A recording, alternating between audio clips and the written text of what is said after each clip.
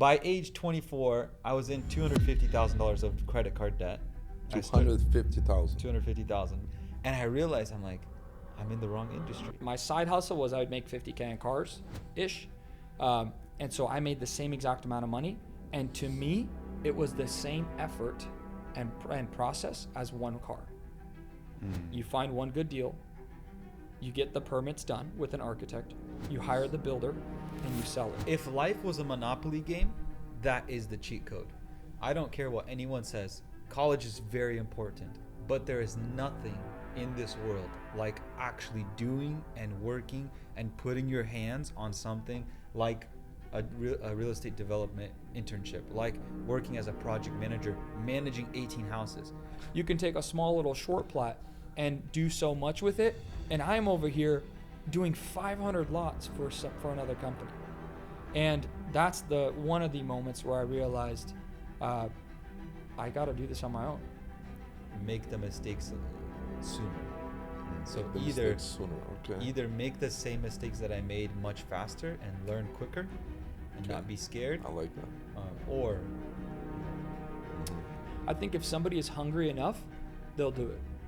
Like at the end of the day, that's the way it works. Go look up on the public records whose mailing address. If you're not scared, go drive or Google their number. Like whatever you have to do it, and things will start flowing. Welcome back to the show, everybody. This is the Matchbox Podcast, where we are trying to help entrepreneurs by sharing stories. So my name's David, this is Vlad, and we have Arthur and Ruben with us. So we have Arthur the developer, Ruben the builder. All right. Welcome to the show, guys. awesome. Thanks so much for having us. We really appreciate it. Yeah. Absolutely. Thank you, guys. Cool. Excited to unfold the story that's been really inspiring for me. I've known Ruben for many years. I think we went same church together when you were very little. Long time ago. Long time ago. Yeah. You were running around, and we didn't even really knew each other. There's always that story. When you were this small, Yeah. you were here, you know? Yeah, but it was the same church. And then you appeared in my life as Ruben T-shirts. Yep. That's how I had you saved in my phone book. So you did T-shirts, and now you're actual multifamily builder and single-family homes and multifamily. And you're only 30 years old. I'm only 30, yep. Yeah, and you're 29, right? Yep, just turned 29. 29, 15 months. I remember that. I'm only 15 months apart. young. Irish twins is what. Yeah. All right. So, let's just dive in. Hear your story. I have a lot of questions. I already have insights brewing in my mind that we can talk about. But could you guys share a little bit about what professionally, starting from high school, you finished high school, did you go to college, yes or no? And just share the story briefly for us to understand what you've accomplished and what took to get you there. You know, what did it take to get you where you are now? Yeah. Go ahead, Ruben. You got an awesome story. And I was actually going to say the same thing about yours. Arthur's story is really fascinating, but okay, I'll start with mine real fast. So, high school, I joined Running Start. So in Washington State, we have a program where I did the same thing. Yeah, for we a can year. do college. Yeah, because in high school, I'm sitting in class, I'm looking out the window. It's not interesting It's to boring. me at all. It's and to boring. me, you know, Running Start was really simply like I have a free schedule. So shout out to Running Start for anyone that's young that wants to get in the game. Game of business. Don't waste junior and senior year going to high school. Do Running Start. It's absolutely worth it. You save 2 years of your life. It'll get you at least a little more educated before you get into the game. So the best thing that any entrepreneur can do is have free time to execute on ideas instead of being tasked with to-do items in high school. So I go to Running Start. I have an absolute free schedule, and I start a T-shirt screen printing business. I wanted to be like Nike. That was my idea. Wow. And so I go to the store with my mom, get these little pieces of paper, print a design, cut it out, and I start ironing it onto T-shirts, bring it to school and trying to sell it so that people would wear my clothing brand. Well, I quickly realized that my friends in high school didn't have enough money to buy a new T-shirt from me every couple days. And so I realized, I was like, well, this business is not scalable because I don't have the customers for it. And then a church reached out to me. It was actually our church at that time. And they said, we need 100 t-shirts for youth camp. I'm like, this is crazy. I can barely sell 3 t-shirts and they were ordering 100 from me. So right away I got that order. I print that first order and I'm ecstatic. I'm like, this is it. This is how I'm going to become a millionaire.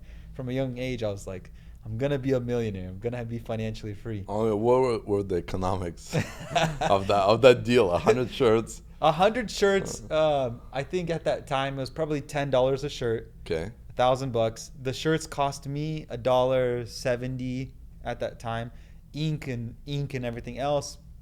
I think probably all in, I was maybe $2-3. In your garage, no overhead. Yeah, in a garage, no overhead. So around at that time, $600 a profit and a lot of sweat labor. I mean, it's really hot in the garage. You're drying these shirts, ink and everything.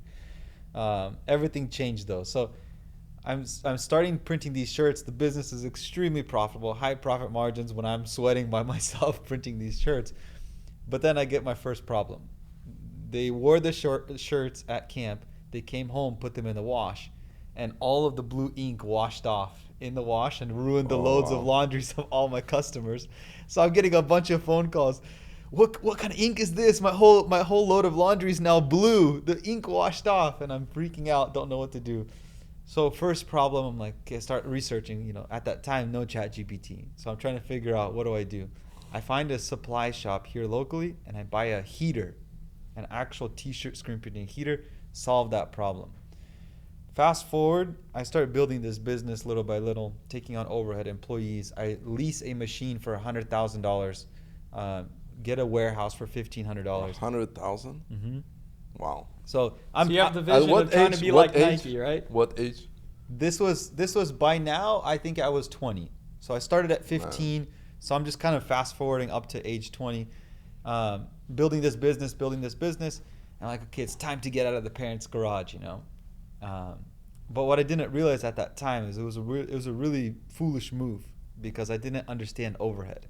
Mm-hmm. And so I get this shop, I get this machine. I now can print 500 to 1,000 t-shirts in 1 hour. Wow. So with this equipment, with this setup, state of the art, like I'm ready for business. You know what I mean? Scale. I'm ready for scale. And, day 1 of the business, day 2, month 1, month 2, month 3, I'm printing 50 shirts a day. Where are these orders coming from? Church camps, businesses, people like Nestor would reach out to me and ask me for shirts for their business. So the blue ink didn't tarnish the reputation. No, that was just the But first. imagine 50 shirts a day, 100 shirts a day. When you can do 5,000, you got the equipment to run this Nike shop, and you're doing 5% of the revenue, but 100% of the overhead. And so starts to pile up. The blue ink did not tarnish my reputation. All it did was, hey, what do I need to do to make this right? Do I need to refund? Do I need to do something else? So like, no, don't worry about it. It is what it is. At that time, I believe it was like oil-based ink. Короче, solved the problem, right? But future shirt orders, I had the right equipment now. I could dry it properly, solve the issue for good. I fast forward into the 5 years into the future. I have the machine, I have the equipment, but I don't have the orders. So you were doing this for 5 years? Yeah. Wow. Yeah, out of the garage. Yeah. So I was in high school, in college, part-time, and then running this business on the side. By age 18, I graduate with my associate's degree. I meet a girl, start dating. It's time to get married, time to run a real business, make real money, not just money out of my parents' garage. And then I get the machine, the warehouse, and everything else. What's the overhead on that all equipment in the warehouse? It was around, I would say, at that time, total probably $5,000. $5,000 of Not extra. terrible. Not terrible, but for me, at my level of business at that age was insane because 5,000 and then employees, overhead, shirts. I needed to pretty much bring in $20,000 to $25,000 per month. In sales. Just to break even. In sales. Just to break even, in sales. So your margin is 20%. Yeah, at that time, yeah. Okay. And I could barely get like 18 grand a month was amazing. It was good, you know. Wow. In the So 18 grand was amazing, but you're still short, you know, the Yeah. seven G's you need to break even. Exactly. And were customers paying you up front, or would they only pay you upon delivery? Both and. So early in the business, I would bankroll the entire ink, shirts, everything else, and ask for payment at the end. Sometimes customers would pay late.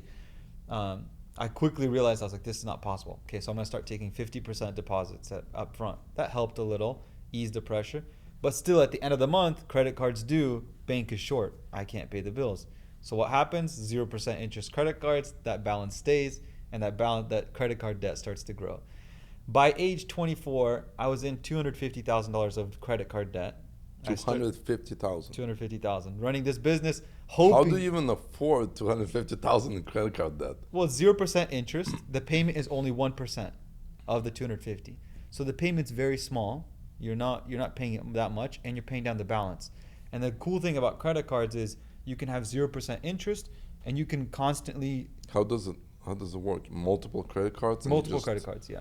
Multiple credit cards. Moving the balance from one And you to can move another. the balance every 12 to 18 months when Okay, the so 0% interest. you already knew that scheme. Well, I learned it through this business. Wow. Because in my mind, my perspective, my mindset is one day the sales will come in. One day I'll get enough reoccurring orders that the business will be built. And my sales were growing. 100,000, 200, 300, $400,000 in annual sales. And I had a lot of repeating customers. So the business was growing. I wasn't delusional. But I couldn't grow the business fast enough to keep up with paying the overhead, taking on more employees, because the more orders, the more employees, the more overhead I had to have. And so fast forward, I'm 24, I'm in $250,000 of credit card debt. I don't know what to do. I'm starting to count how many t-shirts do I need to print to get out of 250 grand of debt. I'm like, this is impossible. This is never going to happen. Like, unless I wait for a miracle amount of orders, it's not going to happen. I'm like, well, there must be other people in this industry that are making money. I started DMing people on Instagram at that time. I DM'd probably 5 different shops. One of them said yes. I said in the message, I said, can I come work for you for free for 1 week? That's what I told him. He said yes. I said, great. This is the solution. It's a good idea. This is how I'm going to solve all of my problems. They weren't worried that you were going to learn their secret sauce. 4 said no. 1 said yes. Well, and this guy was you in were LA. clear, right? You I was were very clear that I run a shop. I want to learn from you. Yeah, Wow. that's exactly what I said. And so I took myself and my best employee at that time to LA, where this guy was, because I thought LA fashion district, this is the hub of all t-shirt printing and design. I come to his shop, I start talking to him, printing shirts with him for free for a week, learning all about his business, and I start to ask him about his numbers. His numbers weren't good either. But he had 3 machines. I had 1. He had 3. So Wow. he was farther ahead than I was. And He was printing for big brands too. he was printing for big brands, concerts, everything. And I realized, I'm like, I'm in the wrong industry. Like, more orders is aha not. moment. Yeah, more orders is not going to solve my problem. Either I have to change my business model, or I have to leave the industry. It's just very low margin business. Yeah. Yeah, like Minute Press, you get a custom T-shirt, they'll make a design, they do a heat press, $30. Boom, it costs $5. You just made a massive margin. But to do scale, Volume, and screen volume, printing, and events. custom screen printing and all that, Low margin. definitely harder business. He's talking business models. There's different business models Right. within the t-shirt industry. The one that I was in, very low margin. 20% is generous, to be honest. But I talked to him. I figured out he got me on his podcast. I should probably find it. It'd be hilarious to listen to it. Called Saving Shop. And I realized on that trip in LA, it's time to shut down the business. I'm driving home. Wow. At from 25 years old. 25 years old. I'm driving home. I'm like, there's no future. I have to shut this down. There's I don't know what to do next. At this time, around the same time, I was starting to figure out, okay, I got to lower my overhead. The sales are not going to come. They're not going to come. I need to figure out a different way to make profit. And what's that solution for me? I'm going to cut expenses. So I start cutting my expenses on the t-shirt business by giving up my apartment. I'm not going to live in my apartment anymore. I'm going to move in with in-laws. Okay, $2,000 less of overhead in my life. Moving with my in-laws, I'm running the t-shirt business, and at this point, and this is, I'm sorry, this is while you're already married. It says I'm married and I you already have 2 kids. 2 kids. 2 kids at this time. So I got married at around 21. This is 25 years old. So if somebody's 25 and has no debt and no business, you're in a better place than Ruben at that time, ready to start. So you're already ahead. You're already ahead. So I'm sitting there and I'm like, what's the best business that I can go after that has, big numbers and I can wipe my debt away in one sale? My dad always told me cars, trucking, and real estate or construction. And I didn't want to do cars. Arthur is going to tell his story. Absolute wizard, genius at car flipping. I think he got up to more than 100 cars at one point. And I didn't want to do trucking because I didn't want to lie. That's just what I heard from the industry. Too much lying, double brokerage, stacking loads, warehouses just to make deliveries. And so I decided construction. And so the way I started construction was really simple. Living with my in-laws, they have this big crawl space. And I started to, one morning I woke up depressed out of my mind. I didn't know what to do with myself. So I went and I started digging. No joke. I started digging an entrance into the crawl space so I can build a basement to build out a sauna. And Did you ask your in-laws for permission? No. My father-in-law was on a trucking trip, so he wasn't home. My mother-in-law, I told her, I was like, do you want a sauna? I'm going to build something, Guys, I'm a visionary, so I get slowed down with the details. The big picture, I can close my eyes, it's done. The sauna's already built, but somebody has to do it. So you're actually digging with a shovel? With a shovel, creating stairs into the side of the house so that I can create an entrance. Wow. So I start digging, realize I'm in over my head. I rent a concrete saw, I cut the foundation to open a doorway into the sauna. My father-in-law comes home and he's like, what's going on here? This is crazy. But, fast forward 6 months. Are you still good relationship with him? Great relationship. He's till this day, he laughs. He's like, the sauna was, in Russian, he says, stoila. It was crazy project, but it was worth it. These 6 months, I'm trying to figure out construction. I have no experience in construction, guys. I start hiring subcontractors, and me being entrepreneurial vision, business owner, I realized, man, I don't need to know how to dig or how to do a foundation or do electrical or do framing or do any of this stuff. I can hire all these people. Yeah, but you need money. Yeah, but the in-laws are going to pay for it because they get the sauna. Because I thought you're in debt. I'm in debt. I'm not paying for this stuff. I'm just at this point, I don't realize it yet, but I'm just a project manager. I'm starting to learn about construction. And so I cut this foundation, build this sauna, hire all the subcontractors. The only real job that I did was dig.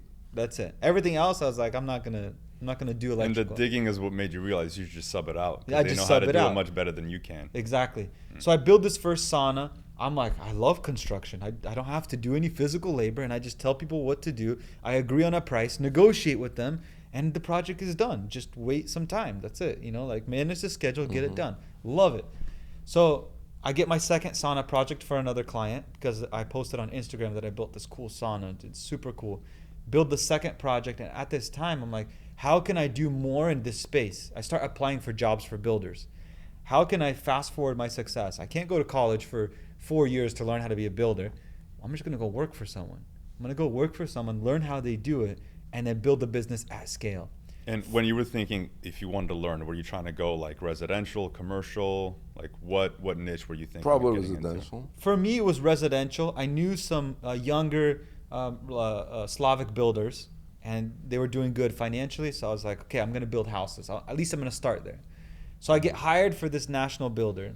And I'm starting by picking up trash, walking around, picking up trash, putting it to the front of the site. That's all I was doing. But slowly but surely. For how long? I only worked there for not long, 9 months before I got fired. But I started picking up. It's a good hook, right? Before I got fired. But I was picking up trash. I started by managing just to-do lists at the end of the house, 5-10 items, clean the house, get painters in, get the drywall repaired, present the home to the final buyer, hand it off to them, little things. And then they gave me a whole 18 houses to manage all by myself. So I'm starting to manage these houses, and I'm like, man, this is crazy. Even if they're making $50,000 profit on each house, and I'm managing 18 for them, and I'm doing all 18 at the same time, I can't imagine how much money they're making. And I realized, I'm like, all right, I have to build my first house. Probably 6 months into working for this builder, I'm looking for land. Can't find it anywhere. Don't know what to look for. I'm driving with Arthur in the car. Arthur was trying to get into real estate for 4 years at this time. He gets a phone call from that same Slavic Russian builder, and he's like, hey, I have an extra lot. Are you interested in buying it from me? Arthur's at the time, he's like, I'm not ready yet. But I'm listening to his call on speaker. I'm like, Arthur, I put the phone on mute. Give me the lot. I want the lot. He's like, Ruben, what do you mean you're in debt? Where are you going to get the money? I said, Arthur, tell him yes. That give me time to find the money. You know, like I'll figure it out. Arthur takes the phone off of mute. He says, we'll take it. My brother Ruben will build it. He'll take it from you. Right away, the first thing I'm doing, I'm calling everybody I know. Family members, friends, relatives, friends of friends. I don't know. Everybody. Hey, I'm working for this national builder. I'm managing 18 houses. I know exactly how to build a house start to finish. I'm going to build it so fast. But all I need is the money. Did you actually know how to do it? Yeah. I was managing the houses for the builder. Well, you worked for 6 months. It's, Half of the time you were picking up trash. Everyone is in a different stage. You got to understand So one you're thing. watching everything at once. One's in excavation, one's in foundation, one's framing, one's in finishes. It's a whole 18-lot subdivision. You start to see everything, and you're like, oh, building is not that The puzzle difficult. pieces click really fast because you can see every house in every stage at the same time. Okay. So in the morning, I'm talking to the foundation guy, scheduling him. In the afternoon, I'm scheduling the drywall guy. And at the end of the day, I'm working with the cleaners to deliver the house. So I'm seeing you're saying in 3 months you figured out the puzzle of building a house. at least the big picture. I still Okay. learned on my first But house. it gave you confidence and boldness to go ahead and actually build a house in 3 months. Yeah, absolutely. Don't worry, he Okay. missed a few pieces when he built his house. He'll share it, but it gave you the concept. The That's foundational incredible. piece The was boldness and courage, even though you failed at your first business, but you've learned so much. Yeah. And that's why I encourage, go out there, fail. It's totally fine to fail. And I think, Nestor, that's the best thing that you can ever do. Fail first and then learn from that mistake and never repeat it again. This is a simple thing. The faster you can fail and the more times you can fail, the less it's going to hurt. Mm-hmm. But if you try not to fail and make everything perfect, you're going to have this one big failure that might wipe you out. Exactly. But if you can fail at least on a tiny level every single day, then you'll learn much faster. Yeah, it's better to fail when you live with your parents. Yep. And you don't have, a lot of debt. I always tell young guys, the least amount of risk you have in your life is if you're living with your parents and you have nothing to lose. Because if you lost it all, you lost nothing. What did you lose? You're going to go home, you're going to have a bed, and you're going to be fed. You have nothing to lose. You're going to wake up and you're going to be fine. And you're going to go do it again. Somebody else that has 8 kids, they have to stomach a much bigger risk because they have a family, they have rent, mortgage, bills, everything. And so they have to stomach it. But a lot of times those people are willing to take more risk than the single guys. And I'm like, how do I get you guys into a thinking position? Mindset. Take that risk early on. And even if it doesn't work, when you're married and have the kids and everything else, you already know how it felt to do it. And you may actually end up doing 10 times better when you're married. But doing it, just even trying it. I remember I tried 100 different things before I figured out what works. And I think that's just the concept of life, to always have that. But taking action is better than doing nothing. Even the wrong action is better than no action. I've always been taught that. Even the wrong action. Ruben took the wrong action, $250K in debt. Sure, it was the wrong action, but it taught him everything he needs to know to get into the right industry. And I'm not saying get into $250,000 in debt. There's different ways to go about it, but I think that's such a big life lesson. And then go ahead. So you've learned the industry. You're 3 months in, 4 months in. You're like, okay, I don't want to just make money for a builder. I want to make money myself. So to shorten the story, there's so much more to tell, so many details I'm missing, but I'm trying to make it as interesting as I can. So I build this first house. I have the investor. I split the profit with him 50-50. I posted on Instagram. My boss calls me in to the office, this national builder. He printed out my Instagram paper that I posted that I built a house, slides it across the table, and he's like, what's this? Me being a naive young young hustler maybe, I tell him everything. And he's like, well, unfortunately, this is against company policy. You're not allowed to be building houses on the side. It's a conflict of interest. We're sending you home on paid leave. Guys, at this time, my house that I finished is on the market. It's not sold yet. So I go home. I get a FedEx overnight package the next day, termination paperwork. I have a hard money loan on my house. I was thinking my salary is going to pay for the payment, just bridge long enough until I can sell it. I'm stressing out. I'm freaking out. I have a $3,000 payment on the house. I don't know what to do. I get fired. What year is this? I don't even remember. So I understand the market situation. How was 2018, 19. Yeah, even 20. Yeah, even a little bit earlier, I think. So market's starting to heat up. Slow. Starting to heat up, yeah. Still was slow, but it was still not slow. there yet. Finally, 30, maybe 60 days later, I'm missing so much detail. At that moment, guys, I surrendered myself to God because I was like, I don't know what to do. I go to a conference. I gave away all the money in my account. I said, God, I trust you with my finances. And I gave every last dollar in my bank account, zero. For the next 30 days after that, I was in negatives. Did your wife approve that decision? No, she didn't. But Did she after that moment, I got an offer. I sold the house and I made $53,000 of profit. At that time, for the project management salary that I was having with the builder, I was making $52,000 a year. Guys, I did this literally with like maybe a couple hours a week managing this one house because I'm managing 18. So I know how to manage the 18. One house was a walk in the park to manage it. Mm-hmm. But during the process, I'll add that detail right. in a little bit. But I sold this house. I realized, aha moment, guys, I made an entire year's salary with maybe 10 hours of work, actual work to manage this house. The total's, 5-6 months that it took me to build. And I went all in. That's when I got more investors, more projects, and I started to syndicate, get builder fees, and start to actually build bigger houses. But to add in on what Arthur said, you said, how can you learn everything in 3 months? Well, you can't. I build my first house. I call for inspection, and the inspector comes on site, and he's like, where's your HVAC system? I said, what's HVAC? No joke. And so I had to get HVAC back out on site for framing inspection. He crawled under the house, cut big holes in the floor, installed all the piping under the house, and it was not a big problem. it works out. So I just want to see that in the inspector. It's like, you build a house, you don't have HVAC. Yeah, and so there was a lot of learning lessons like that. But the house was finished. The house was sold. Till this day, I drive by the house at least once a week. You want to make sure it's still there. It's on the way to a parent's house, so he gets to and see it all the time. So it was a great learning lesson. After that, I was just super fast forward. So I built one house. regardless of that mistake, 53,000 profit Yep. split between you and the investor. Yep. So No, 25, so 53 to him. 53 to you. Yep. Wow. And so after that moment, I built one house, a few projects in between, but I built one house, guys, and I made, I don't remember the exact number, maybe 248. 248, 253 for some reason. That number I remember, and I paid off all of my debt in one sale of one house because I got a better deal. That's when the markets were. I learned how to build it faster. I got better loans. One house got you Completely 250,000 debt-free. profit. Yep. Wow. And after that moment, I realized this is the business. Then we started building like crazy. To date, we've built around 250 houses.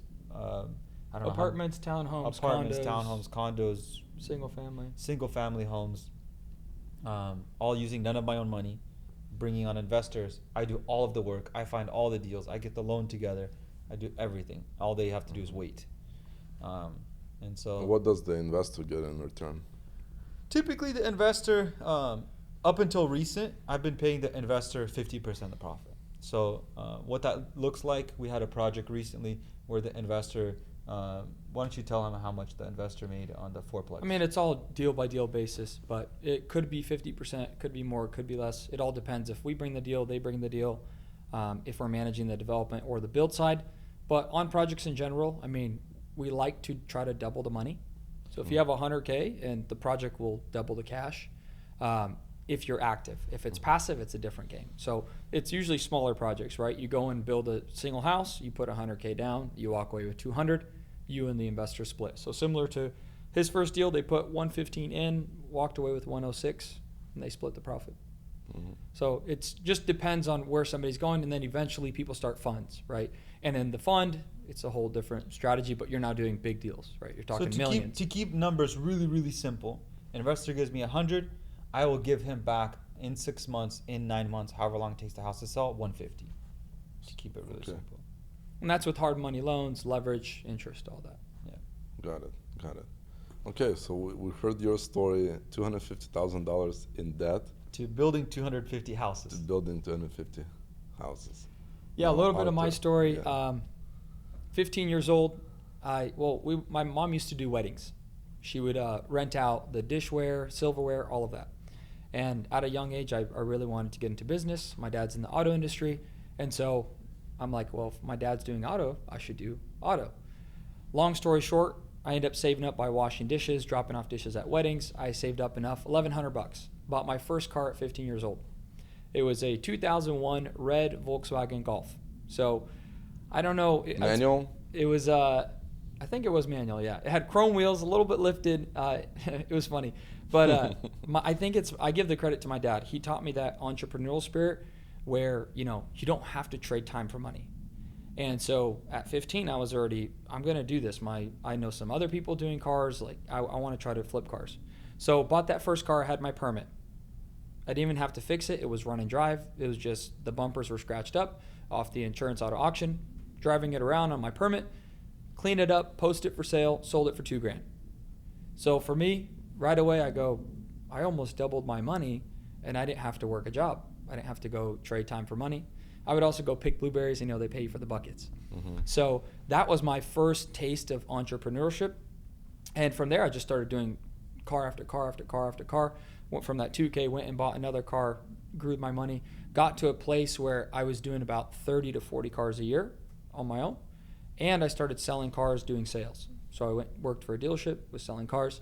At that time, that's all that I knew. My vision was I'm going to start a dealership and this is going to be what I'm going to do. So you're perfecting your sales game? Yep, doing sales and understanding how to move money. While I'm doing that, just like Ruben, going to high school, how are you supposed to manage high school in that? Well, I opted into Running Start. So before you flip one car, you go save up, 3-4 months later, you buy another one, you sell it. But as I'm going into junior year of high school, I opt into the Running Start program. And so I'm going to school maybe part-time because you have to take 4 classes a quarter? At that Something time, like you can that. also take the classes online. And it was online. It was essentially I was free. I was this 17-year-old kid that would go to school part-time while my other kids are in high school all day. Mm-hmm. They're not really learning too much. They're just passing time. So at that time, I start scaling, doing more. I'm flipping 2, 3, 4 cars. I'm saving up. And I can't tell you what inside me. It's probably what my dad would say is trucking, cars, or real estate. But I start to really get intrigued with real estate. I really want to get into the real estate game. And so I start watching YouTube. At that time, I didn't know Instagram barely existed. It was you post your food pictures, whatever. Mm-hmm. So I'm watching YouTube. I'm watching Grant Cardone. I'm seeing what Grant is doing. He's like doing all of these live Q&As, talking about buying 300-unit apartment complexes. I'm like, I can't buy these 300 units, but I'm studying, and I start to go to Facebook groups. And I start to join these Facebook groups and, just say, hey, I want to get into real estate. I see you're doing fix and flips. Because I'm fixing and flipping cars, I'm thinking I should fix and flip real estate. That same would be game, bigger same game, ticket. bigger profits. And then I start asking around the community, other people that are remodel contractors. I didn't understand the difference at that time. I was too young, but I thought if you're doing remodels, bathrooms and stuff, kitchens, then you're flipping real estate. And so I asked if I can go work for free for some of these contractors. Long story short, everybody said no. So I couldn't get, and I didn't, at that time, I couldn't go work a job. I was in high school. So you can't go work for a remodel contractor. And so I'm in these Facebook groups and I'm like, I got to get into real estate. I want to get into real estate. And I find mobile home flipping. It's a bit of a crazy story, but I meet this group that's doing mobile home flipping in Texas. And at 17 years old, I think it was actually 18. So I finish high school and I get invited to go be part of this community that flips mobile homes in Texas. And I moved to New Braunfels, Texas. Wow. I don't know how my dad let me go. I was like, Dad, I'm 18. I'm an adult. Like, I can do this. And, I go live at this lady, her husband, their kid's house. And I start learning the game of mobile home flipping. But the main lady in charge, I don't know what it was. I think she realized I was very entrepreneurial because I told her I'm flipping cars. Like, I'm doing this. I'm saving up money. And her thing was teaching people how to go find more investors. to invest into her mobile home business. And so for the month there, I didn't learn anything about mobile home flipping. But at that time, I'm just studying Grant Cardone. I'm watching a ton of content online. It was really just YouTube, and then Connected Investors was the other thing. And after a month, I realized I'm not going to learn anything here. So my study was online. And my parents were in Florida for some vacation. I was like, it's a $60 one-way Allegiant flight. I said, hey, I'm going to go spend a week with my family, and then I'll come back. Went to Florida and said, hey, I'm not coming back. I don't want to do this. So I fly back home, and I still am super hungry to get into this real estate game. And I'm still asking around. I want to do an internship. I want to work for free. I want to work for somebody. And at that time, I was leading worship at my church, different churches. And finally, I got an opportunity from a real estate developer where I just got to have a 5-minute conversation in his office. I tried to ask for coffee, like, let's go out to coffee. Let's meet for an hour. And he's like, hey, I have some time in between meetings. If you want to come, I'll talk to you, because somebody else from the church referred me and said, please meet with this guy. He's really hungry. He really wants to get in the game. Long story short, I go meet this person at their office. We have a conversation. I share about how I'm flipping cars, everything that I'm doing. And I say one word that I learned from my trip to Texas, which was, in commercial real estate, what do you look for? There's only one thing that you truly look for, and it's value add. Where can I add value in this play? Is it raising rents? Is it remodeling space? Is it buying land, developing, building it? There's value created. And I don't know what it was, but when I told him that, because he's like, well, why do you want to get into real estate? And he's like, there's multiple exit strategies, and there's the value add play. Whatever I said there, he's like, hey, I have a feeling in my heart. I'm going to give you an internship for 3 months. You're going to follow around the project manager and do whatever he says. And so that was my first foot in the door to real estate. And fast forward from there, I learned the entire game of residential development, commercial development. I went from managing a small I managed a parking lot expansion for Black Rock Coffee. That was my first little project. And after doing all that, they saw how I operated, how I worked. The project manager vouched for me, and I got offered a full-time job. Then I went from that to managing Dutch Bros, Chase Bank, Jiffy Lube, Starbucks. Managing the construction. Managing the development side, doing all of the land, the permitting, and then working with a general contractor, and they would build it out, and I'm just managing everything, making sure it's getting done. So you had the general idea of So I got the general idea. So well. Commercial, Dutch Bros, Chase Bank, Jiffy Lube, Starbucks, and then I was also doing apartments, 180 to 200 unit apartment complexes. I would do all of the raw land. It's nothing. Turn it into parking lot, utilities, get building permits, and hand it off to the GC. They go in, they start going vertical. And then I also was doing residential development. So 60 acres, 600 lot subdivisions. So I did everything from 40 lots up to the biggest project was 529 lots. And So as you're doing this, are you still flipping cars, or you've moved I on? was flipping cars. And it got to the point where I'm like, man, I can't do both. This is This is the difficult. most exciting part of the story. Because flipping 4 or 5 cars while working a job means after work I go to the paint shop. I'm like, did you paint the car? I'm ordering the parts. I'm working with the framer. I'm bidding cars. I'm setting bids. Before, you couldn't set bids and then it bids automatically. I'd have to give a bid list to my dad. Hey, bid on these cars for me. So it became a little bit more overwhelming. So I started slowly selling off the cars. But at that time, Ruben sold his house and made $53,000. And I'm thinking, if I could do what Ruben did, I said, Ruben, can I pay you a builder fee? If I go get the land, I get the loan, I just pay you a builder fee because he's doing this for other investors. I and just people. lost my job. So I said 100% yes. So I said, if I go find the land and all that, what I'm doing for my company is commercial development, 50 lots, 100 lots. It's not building houses. And if I'm just a real estate investor and you run the deal, can we do that? I said, yeah, sure. So I start calling around, talking to different wholesalers, people in the game, and saying, hey, if you have a lot, because I already got Ruben a lot by just calling around. I started calling around. I got a lot in Portland. It was permit ready to go. And at that time, I was already selling off my cars. I used to do 5, 6 cars a month. I was barely doing 1 a month. I just couldn't. I didn't have the capacity. So I stacked up some cash from all the cars I was doing and had just enough for my first down payment to buy that lot. So I ended up going under contract, buying this permit ready lot. How much was the lot? The lot was $70K, but then I paid the wholesaler $20K. So I paid $90K for the lot. And So is this the lot that he developed? No. This is the next This one. is a this No. is So this is so to It's a clarify. ready-to-build To clarify, car. he called the wholesaler, found the deal, 90K, Mhm. and then he hired me as the builder I see. to run the So entire project. I saw Ruben do what he did, Mhm. and that clicked for me. So I'm not the kind of guy that I take the risk and hope it works. My personality is I have to go see somebody do it, then I'll do it. So And when I work makes for the sense. developer, I'm seeing him do it. Okay, I could do it. I saw Ruben buy a lot, get a loan, get it done. Okay, I'll do that too. And that So- lesson of validating the idea, did you learn that from seeing Ruben get $250,000 in debt with T-shirts when he didn't validate the market? So Arthur started with me printing T-shirts in the garage, and he quickly jumped out of the business. Why'd you jump so early on? I saw more money in cars. So when I would do a t-shirt job, I make $200, and I'm like, I just spent 8 hours of work. I could sit there, bid on a car, work with the I framer, didn't pay everything. him enough. That's for sure. So All that.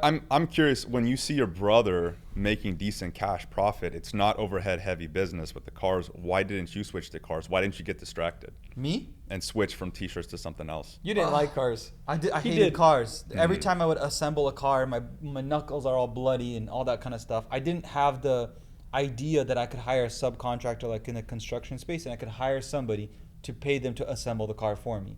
Arthur quickly transitioned.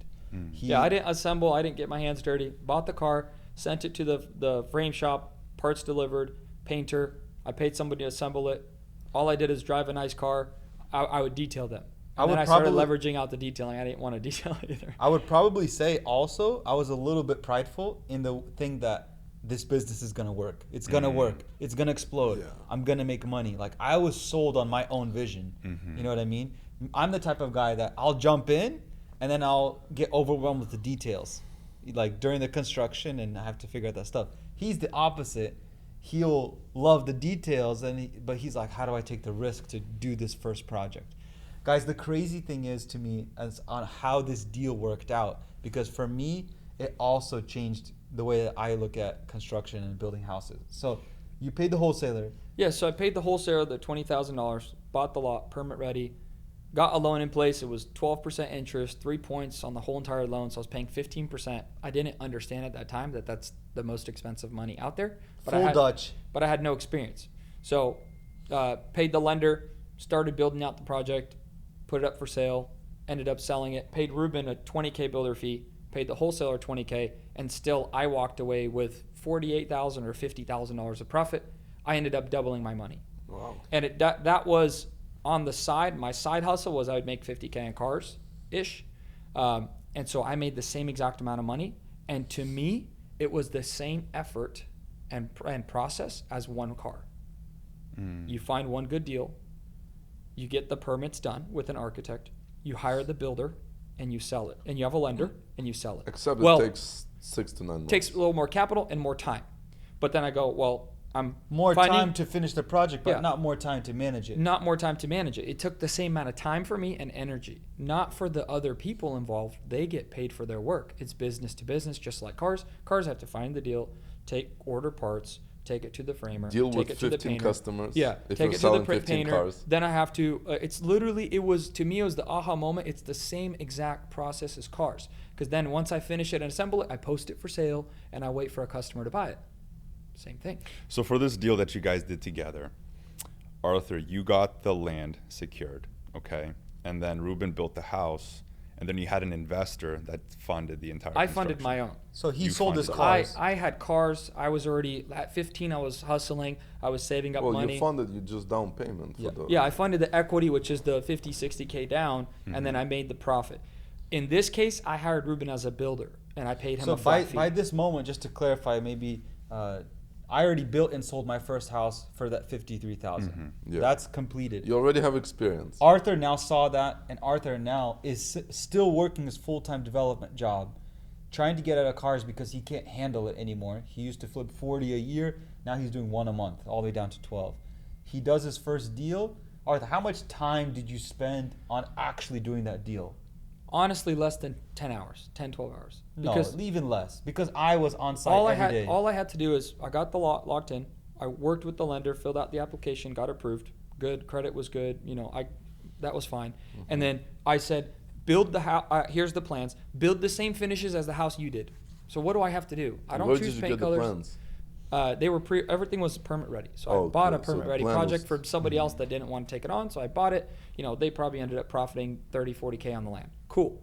But I said, do everything you did on that other house you built, same thing. So I'm not here designing, managing, choosing, and I just followed along. He did all the work, and I would stop by once a week and be like, this is so cool, a house is being built. So I was a real estate investor, and I realized, and so now I consider that a developer. A developer is somebody that understands how to find the land, understands how to run the numbers, lock in the financing, and work with the other people, which is builders and lenders. And so you work with them, they're moving the needle forward, and you're just adult babysitting. That was always the term that we used, is you're adult babysitting. Why? Because it's other adults, and we're making sure everybody's doing their job. And it was that simple.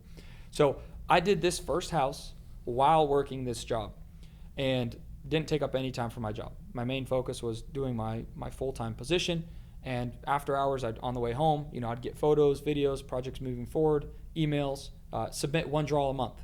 That's what I was doing. It's that simple for the financing. And as I'm doing this, I'm realizing I could do more deals. So I took that money, I doubled it. I'm like, I can go buy 3 lots. So I go and get 3 lots. And people are seeing what I'm doing or hearing about it.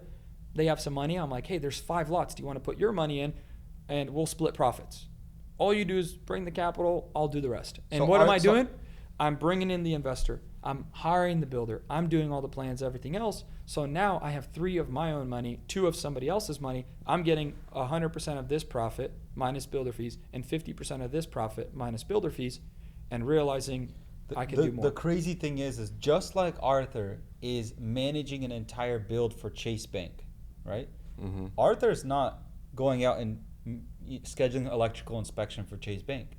He hired a GC while working at the company. The GC manages all the details.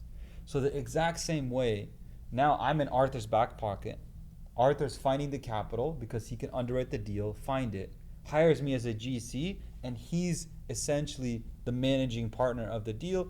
They bring the capital, and he invests. And he while he's working his full-time job, he can be a real estate investor on the side. So just like there's people across the nation, they buy rentals.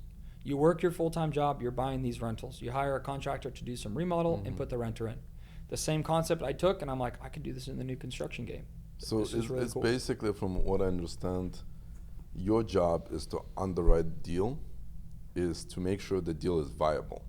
Yep, because I'm responsible. So there is a formula by which you go through and you make sure that the deal pans out to be profitable. Yep. Or at least mathematically it makes sense. Yeah. That's the most important part of real estate. If you have that formula, anybody can right now start building, start developing. I always say the 2 things that a developer should have is understanding the art of a deal, which means how to find a deal, and number 2, understanding the numbers in the deal. Mm-hmm. If you understand those 2 things, everything else, there's room for error. Mm-hmm. Meaning construction costs were a little more than expected, or financing was a little more expensive. But you have a good deal. But that's experience. Yeah, and that's experience. But those 2 things, I think, are the most valuable skill set any real estate professional can have. And how long, when you were apprenticing at the company you're working for, did it take you to learn those things? Within the first year. So he was apprenticing for 3 months. For 3 months, and then I started a full-time job. And what's crazy is at the company, in the first 6 months, I brought 9 deals to the table. My job was to be a project manager. I was sourcing, scouting deals, talking to property owners, and I'd bring 9 deals to the table. The owner's like, what in the world? How'd you do this? And so it wasn't. So when you say you brought 9 deals to the table, what does that actually mean? You're making 10 calls, lot subdivision, 30 lot subdivision. I'm bringing deals for the company because that's my. How do you find them? Just talking to property owners, knocking on doors, whatever I had to do to get a hold of people and talk to them. And that's not even your job. And that wasn't my job, but I had the entrepreneurial spirit. And I even said, if I ever bring any projects or like deals, can I get a profit cut? And so he's like, yeah, sure, no problem. I don't think he thought anything of it. And so I was like, you didn't think you'd actually do it. I'm gonna go do this. And so I ended up bringing a deal that we ended up just flipping the paper, made $100,000. I ended up bringing a. Did you get paid for that deal? I got paid, yeah. I ended up bringing another deal where we bought a 80,000 square foot retail space for $11 million from a California buyer. Did a remodel, ended up selling it for $18 million. So I got paid for that. I ended up bringing. Is it the one in downtown? No, this is in East Vancouver. I brought another one in closer to Battleground, 65 acres of 10 acres of commercial. Well, this one, and then 180 apartments and 330 residential townhomes. I brought the deal to the table. So I was doing all of this because I had more of the entrepreneurial spirit while managing these projects. And I'd managed $30 to $50 million worth of projects. So And if you're driving through the city, you just see something that you I think see could something, be I'm interesting. going to do whatever I have to do to get a hold of them. You walk into a store, you're like, hey, who's the property, owner Yeah, or here? just conversation, right? If you're in the area, hey, do you know who owns that property? Oh, yeah, it's Jim. Oh, do you have his cell phone? I wanted to give him a call. Like, whatever you have to do, I think if somebody is hungry enough, they'll do it. Like, at the end of the day, that's the way it works. Go look up on the public records whose mailing address. If you're not scared, go drive or Google their number. Like, whatever you have to do, do it. And things will start flowing. And like one of them was, it was for sale for like 5 years. And what I did is I saw it was previously for sale and called the agent, got the agent involved, got a hold of the owner. We negotiated a price and done. It wasn't even on the market, but I saw that it was for sale. I saw the sign and I knew, well, if I get this price for it, we can make it happen. So just, again, that's why I say finding deals and running the numbers, that's the biggest skill set. So I'm doing all this for the company. I'm also investing my money, making sure it's growing, which is new construction. I then quickly realized I could just keep doing what I'm doing and bring more partners on board, and I don't have to work a full-time job. I could just be the syndicator, I guess you could call it, which ends up being a real estate developer. Was there a time when an investor put in money and you guys failed and you lost money on the deal? We had one deal, and this is already after we exited, but at that time, every deal was making sense. Like, markets were picking up. Yeah, so that Interest rates started cooling. On a fourplex, I think we lost like 16 grand. Okay. How long ago was when you started? And I started scaling off 2022, where I really started doing my own projects. You've been after COVID when the prices were really before COVID. During COVID, I was just investing, right? Doing projects, and then when I ventured off on my own, I brought in more capital, went heavy. Arthur, you're working for the developer, doing a lot of things, a lot of investments, a lot of deals on the side. What's going on? Is that okay? Does he find out? Yeah. Is So he okay for me, I was comfortable because it wasn't his business model where I'm simply investing. So I was investing, not operating at that time. So I would put in my 50,000. Everything's all done. I said, Ruben, handle it. Do this design, and I'm out. Only time is after work. I'm checking in. Hey, how's it going? What's going on? So that was more of a real estate portfolio. But when a development, so I brought these 9 deals to the table. We sold one for $100K. I just assigned it to another developer. A couple of them we took down, 50 lots, 200 lots. Then there was one deal that was an 8-lot short plat. And my boss was saying, 50 lots or more. I don't want to take on small projects. And so I came to him because now this is development. Development, like creating lots. This is what he does. It's conflict of interest. It's on my conscience. I'm not going to go do this. I was doing deals in Portland where I'm just investing. I wasn't even investing in Vancouver because the company was in Vancouver. So I said, well, I'm going to just invest outside of the city. Just like I'd go buy some rentals in South Carolina, I'm going to invest in Portland. This one's in Vancouver. I come to him and said, hey, there's this 8-lot short plat. I know you don't like to take on these small projects. I really want to do a deal for my dad. So at that time, my dad wanted to get into building. He was thinking to switch from cars to building. So I really want to do a deal for my dad and build myself a personal house. Is it okay if I take this deal and my dad's going to do it? I'm just going to help him manage it. I'm going to develop it for him, do the paperwork, get it approved. And his response, I was really surprised. Like, I was so nervous going in. I was like, man, like, this is scary. His response was, yeah, you can absolutely do it as long as you do it after work hours. And if you do anything during work hours, please make up for it after hours. So if there's a meeting with the city for an hour, I work an hour later. And he said, okay. That's good. And so my conscience was clean. I said, awesome. This is such a great, entry into getting into the game of doing development here locally on my own, meaning I'm responsible for it. So we end up locking up the deal, and I go through the development process. I get it approved for 8 lots. And my agreement was, I'm going to develop this for you. I get one of the lots. That's my fee. And so I get one of the lots, you get the rest. It's yours. Go build, because my dad wanted to do construction. A lot of his friends are in the game. Your dad is the investor. So my dad decided, pulled a line of credit, bought the land, we developed it, I get a lot in return. for that specific deal. Mhm. Went through, finished it up, all done. And then my dad says, hey, I don't want to build the houses. I'm going to keep doing cars. But Ruben, because Ruben's starting to do his business, he's starting to get into construction. Can you build the other 7 homes? Mm-hmm. So my dad wanted to diversify the risk. He ended up selling off 3 lots. Those 3 lots covered majority of the development, paid off the line of credit, was pretty much not much cash into the deal. I got my lot. Ruben's like, hey, I want to buy a lot from you and build a personal house. And so long story short, Ruben builds out these projects or all these homes, makes a builder fee on them, builds his personal house, makes $250,000. I built my personal house and made over $350K because I got the land for free. And so this was that massive moment of, wow, We are superheroes. this is crazy. It's insane that you can take a small little short plat and do so much with it. And I'm over here doing 500 lots for another company. And that's one of the moments where I realized I got to do this on my own. So you And left. So then I remember driving with Arthur in the car. I scaled out and was like, all right, I just sold my house. I had the cash, and I invested into a 15-unit and a 12-unit project in Vancouver, left, and we started going from there. I'm on top of the world, baby. I mean, yeah, it was exciting. My office was in my apartment because I sold my house. My office was in my apartment on my dining room table. I had 2 screens in my laptop and just going at it. You have a picture of that office? I think I do have a picture of my check, the first check I got for commission. The $90K, I got 10%, so I got a $9,000 check. And for me, that was a lot of money to do a deal. But also in that moment, I realized I could just make $90K, like do these deals myself.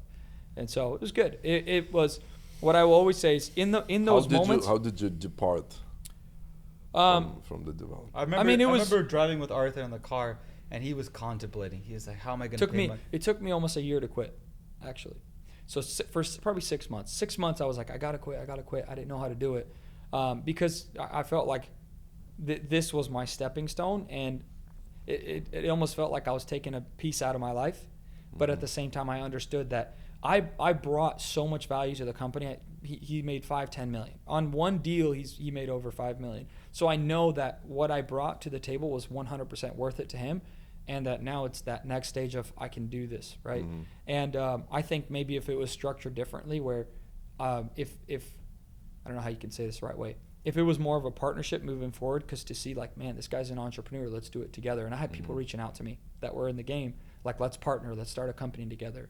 We'll split and do these deals. But I knew that, like, hey, I want to do this. I want to bring investors. And So scale his it mistake myself. is not seeing you, not seeing more potential in Seeing you. me as an intern. And I think we sometimes forget. Why do you think that is? Because I know the guy. I know he's smart. I just think I picked it up really quick. And No. I don't Why know. do you think he didn't see something more in you than just an intern? that I don't know. I think I know the answer. Because he's too busy. He's too busy. He's running around. I've heard Arthur say before that he told him, I sleep with nails in my stomach. And so his focus was never on Arthur.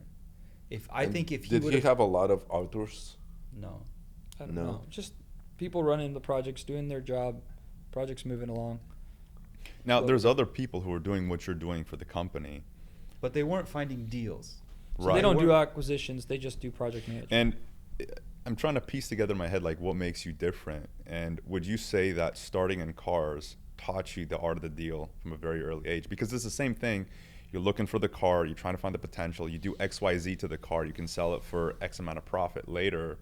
It's the same kind of model, but you know where to get the cars at a rate that it makes sense for you. And you just apply that knowledge to 100%. I would say that It's right the there, blueprint. that It's right the same there blueprint. taught me the fundamental of understanding how deals work in general. Yeah. You go buy an iPhone for $500, you fix the screen for $50, and you sell it for $1,000 Yeah. because you know they're worth $1,000. The same concept. I would run spreadsheets. I would run all my numbers. How much should I pay? What are they worth? All of that tailored into real estate.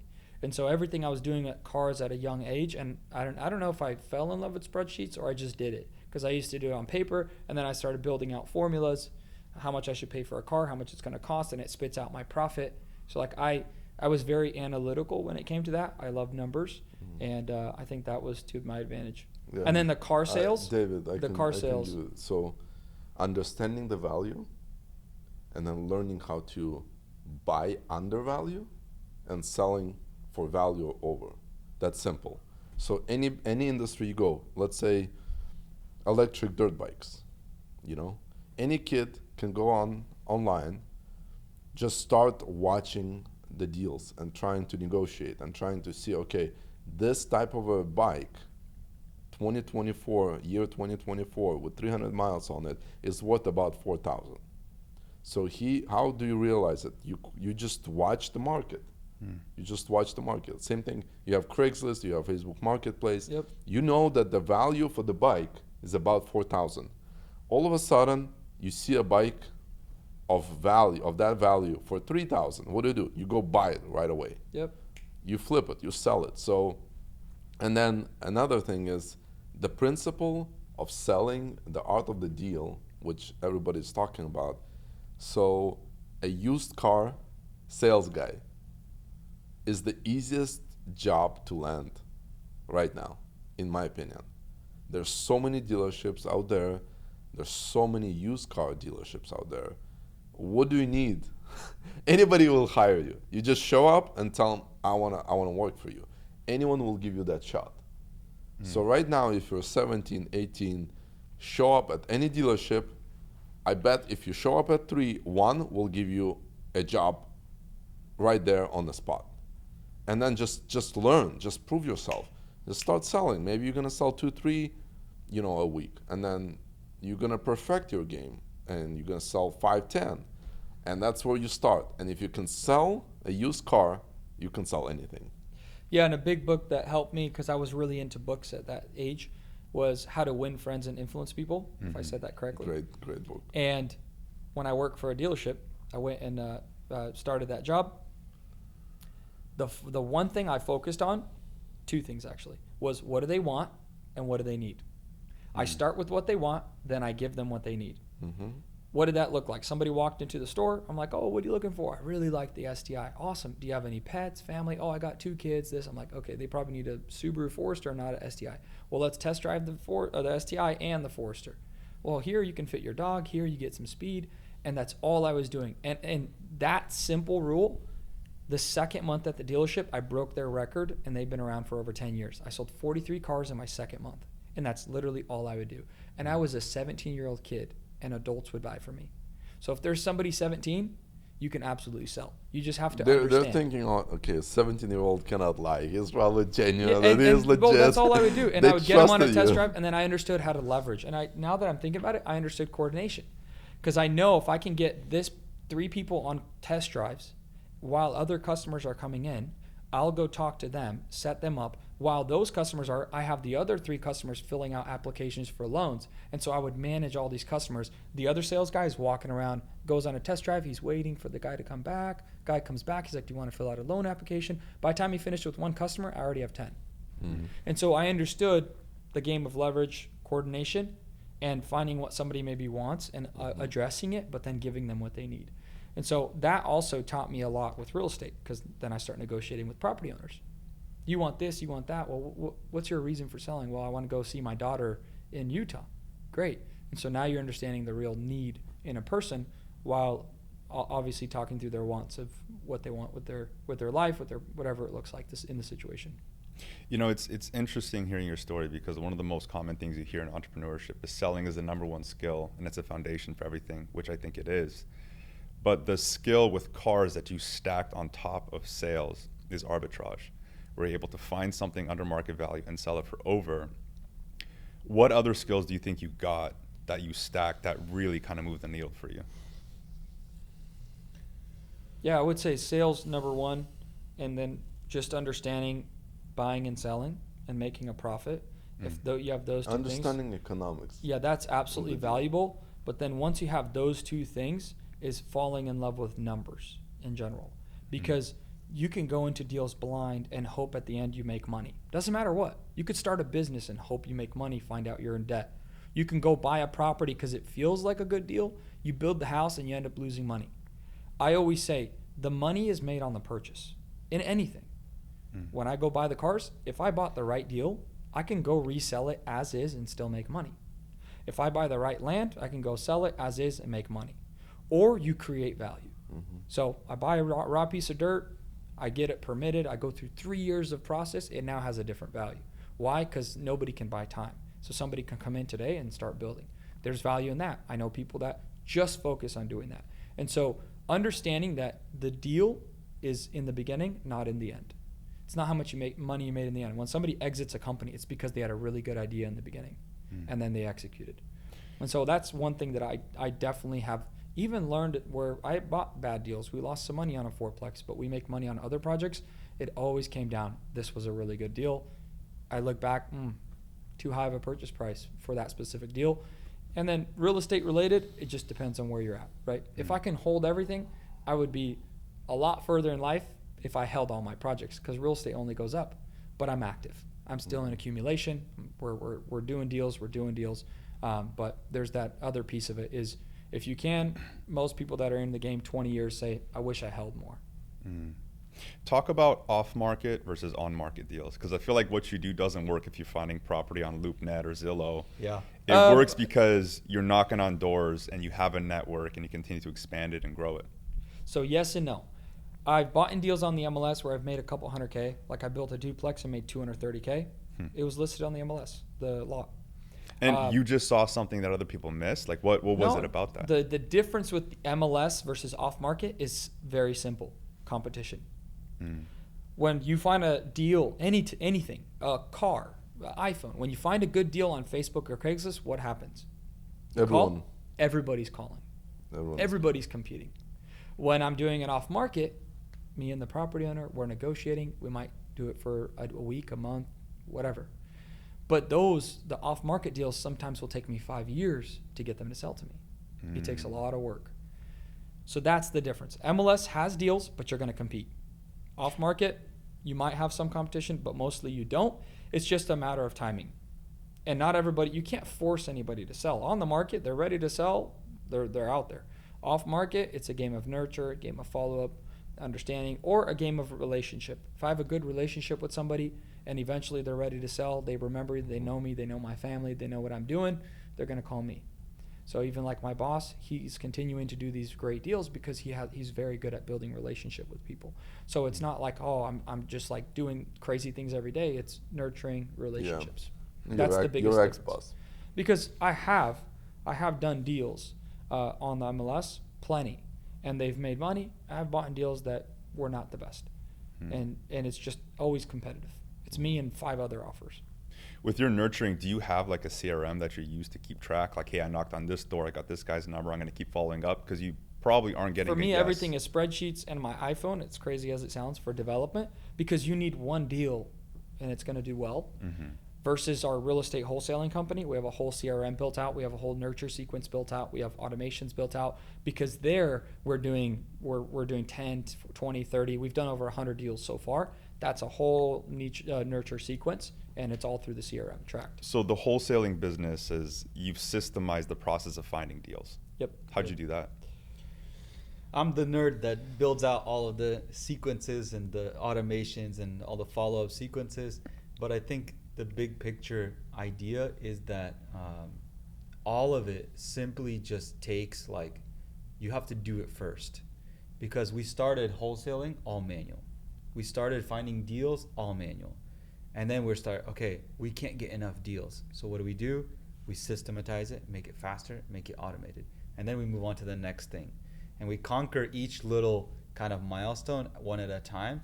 And I think fast forward, 18 months now, maybe 24 months now, we've done maybe 1.4 million in revenue, and most of it now is automated for the specific wholesale Is like, we flip contracts across the nation. We've done 18 states. So like, I just sold a deal in Pennsylvania. We closed on it this week. Today I closed a deal in Virginia. So our team's working. It's definitely, though, it's distressed owners. It's a lot harder. Wholesale. Development, different type of owner, maybe farmers. Commercial, you're talking sophisticated, different type of owner. Right. They all have a different way. It's, I think, the same with marketing and media. Every customer or every type of customer has a different way or different approach to market to them. It all really depends. So how are you building the market knowledge to actually know how to talk to a farmer versus like a lot that you could do like a subdivision on? I mean, for me, it's all similar negotiation. You're just negotiating. You're finding out what they want, the price, and make sure the numbers make sense. So whether I'm doing a commercial deal or a residential deal, it all comes down to the numbers. It's really what it is. If somebody wants an astronomical number and we can't come to a middle ground, there's no point. Right now, as I understand, I can go work for someone, gain 1 year, 2 years of experience, and then start my own thing. What do you guys think about that? Can we talk about If life was a Monopoly game, that is the cheat code. I don't care what anyone says. College is very important, but there is nothing in this world like actually doing and working and putting your hands on something like a real estate development internship, like working as a project manager, managing 18 houses. The amount of time it would take me to start a business, make mistakes, scale to build 18 houses all under my own strength is impossible. And as I understand, you both were really underpaid in the beginning. Like you were 3 months intern, and then you've been paid, but not a lot. Well, most likely because I didn't have the experience, right? No, obviously. But yeah, it obviously. was not. But It you was have not. the I could not live and have family, kids, none of that. For a single person, it was enough to survive. Okay. With no experience, I think I got paid pretty good at that time. Around that, with no experience, I was getting paid $4,500 a month in salary. Okay. Hired by the builder, the national builder. So I'd say it wasn't bad. But I will say there's two ways that I see it, or two different avenues. The first would be working for somebody in the industry, understanding it and learning it. But the big key factor is if you come in with the mindset, I'm going to give them as much value as possible, meaning I want it to be worth it for them. That's only beneficial to you because you're going to learn that much more. You're going to be that much more aggressive and help them scale, and it's going to benefit you. My mindset was never to leave, but I did everything like they say, do it for the Lord. I did it as if I was doing it for the Lord. I went all in. I was like, I'm going to bring the best deals possible, break records. Same with the dealership. I broke records there. It wasn't for it was, I'm going to serve this person. I actually have a similar story where I came in as an intern. I did business development. I worked, paid fairly low. Maybe not underpaid, but just like you, for the experience. I didn't have much experience. I was running a lot of my businesses, one-man show type of businesses before, and then I come to internet marketing company, and obviously I don't have experience, but I understand the principles of business. I understand principles of business development and sales. So that really helped me. But there comes a moment when I save the company from bankruptcy, and then we start making a lot of money. A lot of money is like over $1 million a month in revenue with decent margin. For a company that was pretty much dead, it's a lot. So I come to my partner, at that time, my boss, and I strike a deal with him. I'm like, let's become partners. And his first reaction is like, what are you talking about? And I was able to use my sales skills and just ability to convince someone to become a partner with me. So it's the same thing that you would come to your developer and you convince him, let's become partners. I want to have a stake in this business. So it doesn't work for everyone, but he should have saw much more in you than apparently he saw, because I've lost rarely, but I've lost good people that we didn't value them enough. We didn't give them a chance that they really, really deserved, and we lost them. They branched off, and they're doing good. You know, they found a niche. They're working good. And my hope, and by the way, it's a very important skill, is to be able to see those people. If he saw a potential partner, he would not lose you. And hopefully this is one thing that we learn down the road, is don't be greedy. Sharing is caring. And then the one thing is you can do is the way you grow your business is really seeing the potential, giving it the right components for growth, nurturing it, and making sure it doesn't go away, right? So delegation is another one that you've learned. You're like, okay, shovel, I'm digging a hole, making the sauna, and then you realize I can hire people, and it's true for everything. But I do agree with you that you have to do it yourself first. You have to get your hands dirty first before you hire, because you need to understand economics. You need to understand how long will it take you to get that deal. Then you sell it and you make profit, but you just need to understand the formula, build the formula, systemize it, and then scale the business. 100%. Yeah, I would say that's a huge thing. And working for somebody, as we mentioned, that's a great entry into whatever industry you want to get into, and pretty much any industry makes money. The second thing I would say is, or you find a mentor, and I would say somebody that's done it, right? And I think the statistic is, it's millions of baby boomers are retiring and don't have anyone to pass down a business to. Wow. That's the current statistic. And so I would say the second piece where we teach people how to build, I have a student that's 25 and he has a mentor that's in his 80s that has unlimited capital. And that mentor is investing into him and allowing him to learn how to build through us. And now he's building 6 homes with this mentor, and they're splitting profits and doing their thing. But without that mentor, he would not be doing what he is today. And so I think that's another avenue of learn from somebody that's already done it, that maybe doesn't need anything in life. The only thing they want to do is give, right? And usually it's somebody that's been through quite a bit, and they're like, hey, I just want to pass down what I've learned. That gentleman has no more family, nothing. And so he's pouring what he has into this 25-year-old, and at no expense. He's not. But the only thing is, find a mentor at step 2. Step 2 meaning when you gain some experience, and then you're ready to start your business, and that's when you're ready. Because if I start from a fresh, clean sheet of paper, I know nothing, and I want a mentor, the mentor is going to say, well, you need to know what's P&L. What's P&L? Well, you need to know how to pull permits. How do you do that? So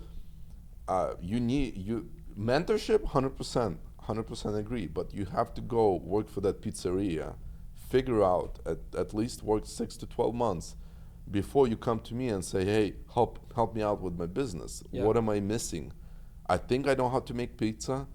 I create great pizza. My customers are happy, but I'm not sure how to sell more or how to manage employees and things. So the others missing points in a business. Yeah, it's still working for somebody, right? So like you go find, let's say you want to get into the HVAC space. I know somebody that exited an HVAC company for $100 million. You go find somebody that's already been in the game for a certain amount of time, they're retiring, go work for them, learn the trade, and if you get a piece of that pie or they pass it down, what a great way to not have to restart your own business. I think our culture thinks you have to start your own thing. I actually think a lot of times you could do way greater partnering up with somebody. I agree. And so that's what I mean is, if there's millions of companies that are baby boomers, meaning they're retiring in the next 5 to 7 years, some of them will shut down their companies and others might sell off. If a young person can get in there, have the right charisma, attitude. I know somebody in our community went to that similar, it was a construction company. Now he runs the whole entire business. I know somebody else here locally, they do custom signs for stadiums and everything else. Not signs, it's fabrication. And he's going to get 10 or 15% of the company, and he's going to run it. That's massive if the company does $40 million a year. Mm-hmm. So that's what I mean is understanding that opportunity. Equity. Yeah, understand equity. That opportunity. Security. And what's going to happen is you might have to work there for 5 years, 7 years, 10 years, but you could be worth a lot more than you starting a small thing and eventually growing. Usually year 10 is when the business starts to pick up. So that's what I say with that. And then the other thing is paid mentorship. We're our wholesale company. We decided to start it. Interest rates were high. We're like, man, we have all these projects. We want to have some sort of cash flow.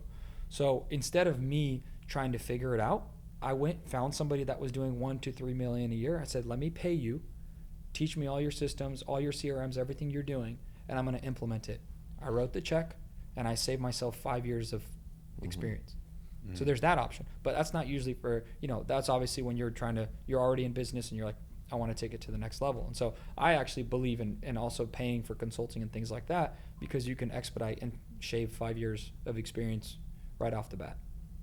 Yeah, I think that's super important. There's a lot of people who say like, oh, like you're gonna buy a course, really? Like you have YouTube, you have ChatGPT, but it's like, you know, those same people won't have an issue going and getting $200,000 in debt for a college degree, but like to spend $5 or $10,000 on a course, all of a sudden, you know, they don't know where their wallet is and they are justifying why it doesn't make sense. Yeah, I'd love to hit on that point. I was gonna say I've bought in over 15 courses because I didn't know what I wanted to do, but it did point me in the right direction. I even bought wholesale courses, everything, and the wholesale This course. was back when you were. This is before. 18, This is when I was 17. 17.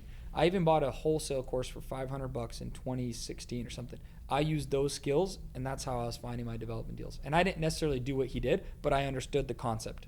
How do I get owners? I didn't know it was public data. I didn't know there's this. I didn't know that. So I literally bought 15 courses at that young age, and it was like $1,000 course. I've paid up to like $7,000 for a marketing course. Maybe I should have taken that one more serious, but I was doing that at that time because I was hungry, and I don't regret it because it pushed me forward. And so to those that are against it, when I was 17, 18, I was buying them left and right, and I still sometimes will buy to get better at a skill, because if somebody knows something and they're willing to put it out, I'm okay to pay for it to learn it and get better at what I'm doing, my craft. And one tiny idea could shift my business. Well, it's the hardest thing to start. That's when you don't know a lot and nobody's really helping you because nobody's taking you serious. Yeah. But once you're on a level, you can pick up a phone and call somebody from the industry and just have a chat, a 20-minute chat. Cost you nothing, but you're going to get a lot of valuable insights and advice. Should I do this properly? Should I do not? And so on. But to add a little bit of emphasis on what you said, they'll spend $200K to go to college. But when you really think about it, who's the teacher? Is it someone that has actually done it, or is it someone that just knows theory? And I think that's the biggest problem with our college system today. If we could, I don't know, pay people, I guess I'm coming back to the same concept. If we could pay people to create courses that are actually doing the business, people would be so much more successful to actually learn. Do you see what I'm saying? Mm-hmm. Because if I come to somebody that knows how to create the most beautiful business plan, I'll take that information, I'll be able to digest it with my business experience, all my failures, be like, oh, I'm not gonna blow money on marketing because I've done that before. I'm gonna not hire as many salespeople, or I'll hire more experienced salespeople. When I'm running a construction project and I'm gonna do, we have 114 houses in permitting right now.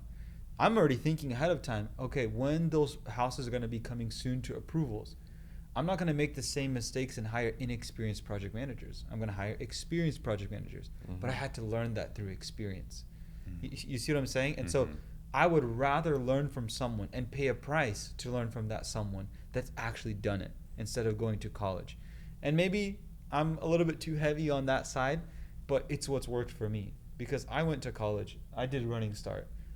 I didn't learn the right things. I learned how to spell better. I learned how to have better grammar. I learned how to do a little bit of public speaking, you know what I mean? But they didn't teach me how to project manage, build a house, run a P&L, learn about balance sheets. How do banks look at balance sheets, and how will they approve me for a line of credit that I can use for my business? Nobody teaches that like someone that's actually gone through it, at least to that level of detail. And that's my long-term dream. I want to build out a high school of entrepreneur business owners that are not really doing as much business, meaning retired, and they come in and teach once a week. Well, throughout generations, how was the knowledge passed on to other people? Through apprenticeship. Yeah. And the bigger schools came literally 100, 150 years ago. Yep. But before, it was a master that knows a skill of some sort, and he passes on the information. I actually learned that to this day, the watchmakers in Switzerland pass on to one to maybe three people. So there's Patek Philippe, the brand, and there is a master that knows specifics of watchmaking, and he passes on. And there's also so Patek Philippe, another really high-end brand, they service their watches regardless of their age. So I think Vacheron Constantin is like 1755. So there's watches that are 150 years old, and people bring them and they have to fix them. And Wow. they've been dropped, they've been broken, they've been stepped on, they've been run over, you know. And there's watchmakers that have that experience and knowledge of making those parts for those watches manually, and they make them and they pass it on. So it was pretty fascinating. But same thing in business. You know, you can go to school, you can learn a lot of theory, but I believe business-wise, not career. We're not talking about becoming a doctor or engineer, but business-wise, it has to be passed on from one person to another, not through a book, not through something like a course, where you can definitely Some kind of experience. some sort of experience. And that's when in 3 months, which was fascinating to hear, like 6 months, it took you to become bold enough to start building for yourself. So 6 months, that's pretty impressive. Because, what- what age- because it's not taught, it's caught. Right. That's just the what truth. age were you when you built your first house? I was probably 24. 24. Same with the development side, like residential development. It took me about 6 months to pick it up. I understood the process start to finish in around 6 months. And I think the key here is like so many people who are stuck, they don't know what to do. They don't know what their next move is they'll spend a lot of time on Twitter or X or YouTube, like learning, but like you guys actually took action, right? So you weren't just consuming information, you were actively trying to obtain it and then apply it, and that made a big difference. I'm curious, a question. So you said you bought a number of different courses early on. If you never bought those courses, how do you think your trajectory would have been impacted? Oh, I think it would have changed a lot, to be honest. Because I took marketing courses, I took wholesale courses, I did consulting courses. It's so random, but it taught me business basics. And so all of those things, if you look at what I did in cars and even real estate, really correlated with that. So even spreadsheets and all that, I was taught through all that education. And so to say where I'd be today, I don't know. I don't know because I used a lot of those strategies. And is it fair to say those courses truly were a shortcut for you? 100%. Yeah. Because the guys were doing millions, and I'm like, okay, if I can figure out how to do a little bit of what you're doing. And if I look back, if I took more action than I did, and that's the problem is I did all these and I didn't know what to do with it. It was the analysis paralysis. So I started looking for an internship, which is good. So I started taking action. So you have the So I information. think you how start do I by apply it? educating, then you take How the do I action. test my theory? Exactly. You get the theory and then you go take action. And my action, if I was a little bit more entrepreneurial, wholesale was the hottest 2017 to 2021. Like I know guys were doing 10 million. It's crazy. And they were running massive operations. Right now it's still good. There's different strategies that are working today that were easier then. It was just easier. It's kind of like, email marketing when it came out in 2013, 14, 15, you could have done crazy stuff. Today, there's a lot of restrictions. SMS, a lot of restrictions. Email marketing was hot in 2000. Yeah, 2000. It was hot, sure. And so now AI is the thing, right? But at that time, if I did take the right action, I could have built a massive business. I didn't have the risk tolerance, but I still took action and I still ended up being successful because I went and worked for somebody that was doing it. So you have to understand, some people will take the risk and boom, just start it and fail their way forward. Other people go work for somebody, understand how it works, see the puzzle pieces moving like a watchmaker. I would be the guy that would learn from somebody and show me how to do the watch, and I would become excellent at it. Like that's my learning style. And so that's what I did. I came up with this analogy while we were talking is business is like chess. So when you lose a game in chess, do you quit and you just stop playing chess ever? No. But you analyze where you made that mistake. Same thing in business. You go back, you analyze, what did I do wrong with my t-shirt business? Where did I make that mistake? and then you come to a conclusion that, okay, if I wouldn't make that mistake, I would be successful. I would make this work. So rarely I see people that started a business, failed, and they quit forever and they go work 9-to-5 job. Rarely I ever see that. I only see people that failed, and that ignites them even more than the first time when they started, to start another business or to try again, round two, in the same industry, and so on. So successful people, they do fail. They just learn from their mistake, from their failures, and they move on. Yeah, I'd say the key is iteration. Iteration is like trying it again, different, slightly different, slightly different, slightly different. If I did a deal and I'm like, man, I didn't make as much money. Why? Oh, that neighborhood, gravel road. Okay, not doing that again. Next iteration, next iteration. And that's what I believe, and that's what I've learned in life is you can always just tweak, slightly tweak, be a little better. Same with cars. That's what I started doing. I started picking up cars that I fixed faster. I sold for a little bit smaller profit, but I did it in 3 weeks, not 3 months. Yeah. And so I started doing those kind of tweaks, and I think that's optimization. But I'm talking about like on a bigger scale, failing is completely fine.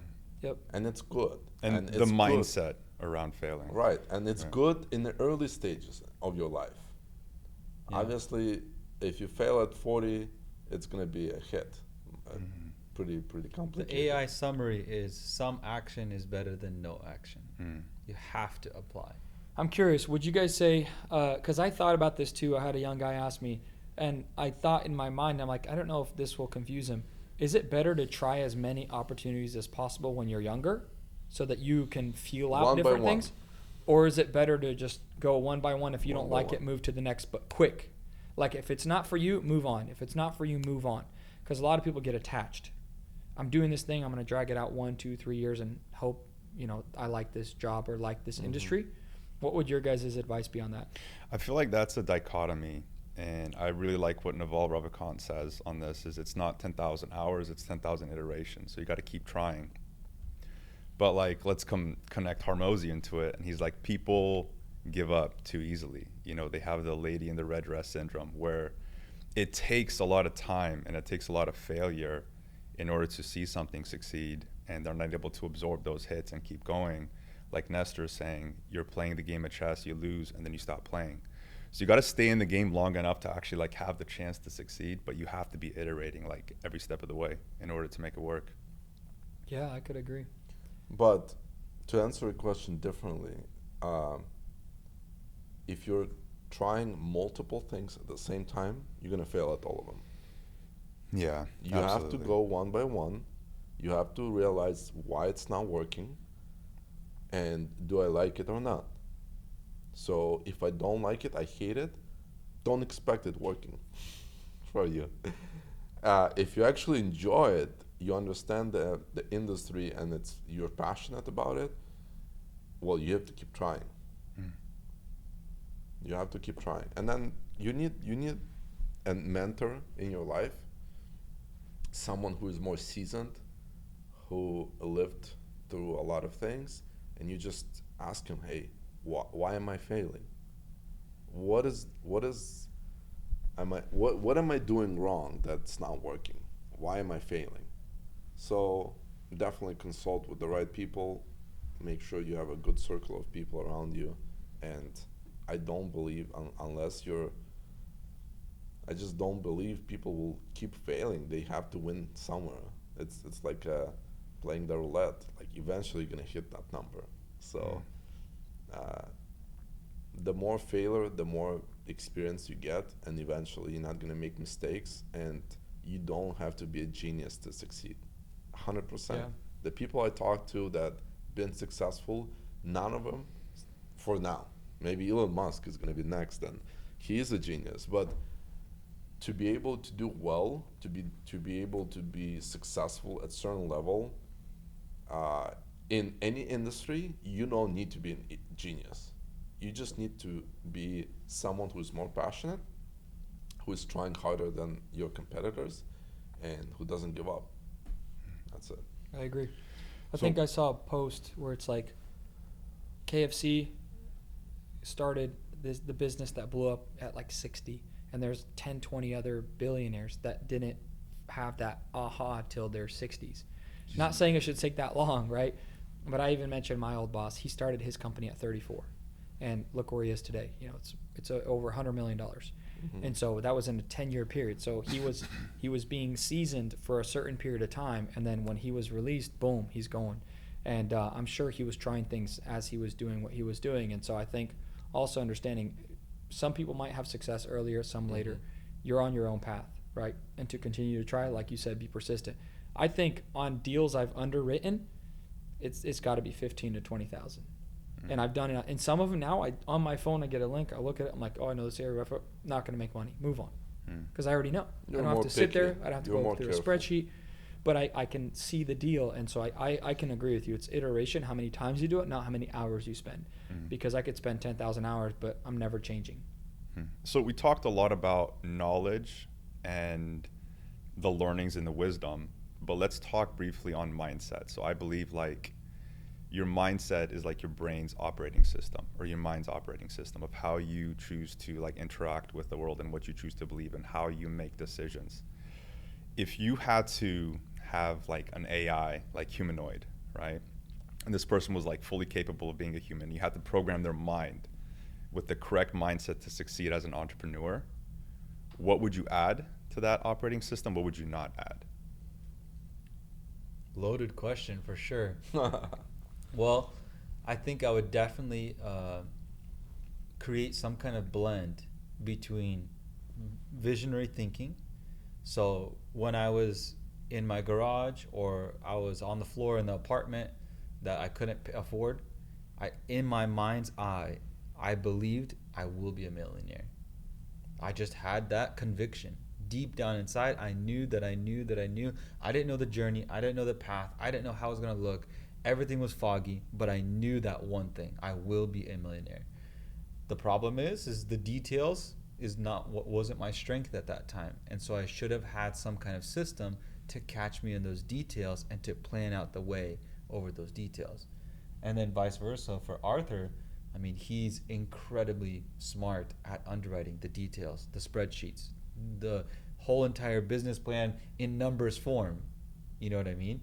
And so I would probably program the AI to be able to see the vision, but then actually plan out the steps. And I think those two are going to be the most important thing, because I've heard of people becoming billionaires and running a absolute, loss for 15 years on the P&L, and it just doesn't look good. Amazon, Elon Musk, you name it, Tesla, every one of them. And imagine that fortitude of the mind to be able to be like, I'm running at a loss, it's totally fine. Because it's the visionary side of things. Exactly. That And was so you pulling have to, the company. So you have to have the AI have a switch and be like, at what point do I switch to, it's visionary, I'm running at a loss, everything's fine, we're on track, we're hitting goals. But you're able to convince investors to keep pouring money into you. Yep. So those are the two things that I would add to that AI bot. I'd probably say for me, it would be like a daily focus on the highest priority, highest moving things that will move the needle in the company first, and then everything else. A lot of times people get into the busy work, and then they're like, oh, I have these important things I have to do, but then they get moved to the next day. So like as a person, what is actually going to move my life forward today? If it's a young guy trying to get a job, you go walk up to 3 different businesses. Hey, I'm looking for an internship or an entry-level job. You go to 3 companies every morning, right? Rather than sitting there hoping somebody calls you. So whatever that action is, you do that first before anything else. So that would be my thing to program. Like it's that important, because that's, if it's working days, 20 days, you're talking 240 days of action that actually move the needle. That's a lot of action. And if every day you focus on that, every year is going to change in your life. So for me, the highlights here are set a goal. You don't know how to get there, but just set a goal and work towards that goal. Second, internship. Find an internship opportunity. And third, which is a highlight from your story, is you did more than it was asked from you. So your entrepreneurship mindset pushed you to find those deals, bring those deals to the table, even though it wasn't part of your scope, right? Like it wasn't your job to Yep. find the deals, but you did extra. And same thing with you is while you were learning to build, you said, okay, let me apply my skill. Somebody like you could have been a career builder and could be still working for that same company, but you applied your entrepreneurship mindset. You actually went out of your comfort zone to start building for yourself and testing your ideas, your experience, your knowledge, and it's a cool, powerful story. I think actually that really gives me a little bit of a light bulb moment. I was uncomfortable working for the builder because of my mindset that I'm going to be a millionaire, and I realized I can't be a millionaire working for this builder, and so it made me uncomfortable working for the builder, and that probably pushed me to go and apply it and do So something it was else. never your comfort zone. Never to go work for someone. Never. It felt wrong. I was sitting in my car during lunch break. I was thinking to myself, I'm wasting my life. I'm wasting my Wow. life working for this builder. Okay. And so That's I great. think that sauce of that mixture, I was just like, I have to go out and I have to do something with it and I have to apply it. I don't know how, but this is the path. That's great. That's great. To wrap this up, guys, your favorite book is How to Win Friends. And Influence People by Dale 100%, Carnegie. yep. That's a It's a good good one. book. It's a very John good Maxwell book. books are really good. in John gen- Maxwell, which one? He has a whole series of books. Mhm. There are a lot of good ones. So that's the book that you recommend a young, Oh per- yeah, teaches you how to listen, not speak. right? And Yeah. even I Alex like- Hormozy, $100 million offers and $100 million leads. That Art, really Art of the Deal. Art It's of the Deal is probably a one. good one for real estate. Yeah, Yeah. I'm actually writing a book too, and my book in the beginning, the summary is the two biggest skill sets is the art of the deal and sales, and then I Okay. break it down. So we'll see. Maybe I'll come out with it this year or next. Awesome. That's great. That's great. All right. Would love to get a copy. Yeah, there you go. What about you guys? Favorite books? The Bible? Nah. We don't count Bible. Nah, you Bible. can't. That's a Yeah. daily thing. You have to be doing. Yeah. That's the daily bread. I would say Atomic Habits, I think, is really powerful. Yeah. I think it's also really applicable to like the modern day age because we're in a cultural moment that you have the smartest minds, the best minds of our generation actively working to distract you. And I think being able to systemize your life to where you can actually focus and actually achieve, that's the modern day struggle now. You know, before it was, I'm a farmer and can I make enough food, you know, for the winter? Now it's like, how do you stop yourself from being distracted by this? Yeah. You know, and it's hard. So I would Mhm. say that's like my number one recommendation. Yeah. Yeah, that's No. huge. That's the biggest. I think the biggest thing in our generation that hurts and lacks people from success is busyness, because Distractions. That's literally it. It's if the phone can keep you busy enough, you won't do anything with your life. You'll consume, but you'll be consumed. Mm-hmm. So I think that's a huge It's one. that's the video with the pebbles, with the tennis balls, pebbles with the sand. Have you seen that video? No. Mm-mm. No, Uh, they're Big not on their things, the phones. They're smaller actually things. working, right? They're not on social Yeah. media. So I'm creating the content, not watching it, right? Exactly. But man, social media is so distracting. So hopefully, if you are spending time on social media, watch long format content There you where go. you actually learn, such as this. Exactly. Right. Okay, one advice that you would give a young yourself, a young 21-year-old yourself. Mm. I would say get out of the t-shirt business faster, or make the mistakes sooner. So Make the either mistakes sooner. Okay. either make the same mistakes that I made much faster and learn quicker, and Okay. not be scared, I like that. or you know, Hmm. I would say probably stick to what's working. So you don't have to go reinvent something. Stick to what's working. For example, I love residential development, and just continue to hone in, keep doing what you're doing, keep doing that, Optimize, and become better, optimize and scale. be better at that. For somebody younger, Okay. maybe not me, I would say find out what's working, and just try to get your foot in that door. You see Alright. somebody and it's working, just try to get into that door, try to learn what they're doing. Thanks, guys, for watching. We just had an amazing 2-hour interview with the guys, Arthur and Ruben. They shared their story. It's an exciting one. They shared the highlights. We actually pinpoint the reasons why they became successful at what they are doing. So I'm excited to release this video in the next coming week. So guys, stay tuned, subscribe, make sure that you get notifications of all the content we're about to release. Cheers. Yeah, guys, it's full of golden nuggets. Watch it all the way through. You're gonna learn a ton of stuff. And yeah, stay tuned for other guests we're gonna have on the show. There's a lot to learn, a lot of different opportunities we're gonna be able to show you guys. So make sure you follow and stay tuned. Thank you, guys.